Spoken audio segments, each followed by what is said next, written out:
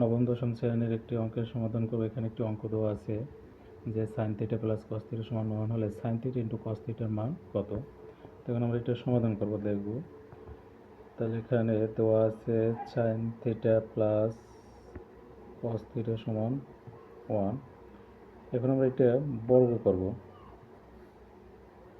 তাহলে এটা a plus B whole square সূত্র, a plus B whole square সূত্র এ স্কোয়ার, এ বলতে সাইন, বি বলতে কস, এ স্কোয়ার প্লাস 2 সূত্রে 2, এ বলতে সাইন থিটা, বি বলতে cos theta plus B square মানে কস স্কোয়ার থিটা সমান 1 বর্গ করলে 1 হয়।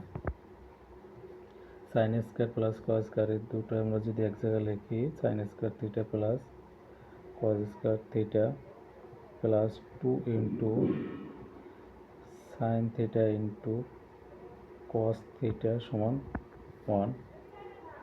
আমরা জানি যে sine square plus cos square সমান 1, তো এটা 1 লিখতে পারি, plus 2 into sine theta into cos theta সমান 1, 2 into sine theta into cos theta, এই 1 প্লাস এটা পক্ষান্তর করলে মাইনাস হবে, প্লাস মাইনাসে কাটা যায়, তাহলে এখান থাকে 2 into sine theta into cos theta সমান 0,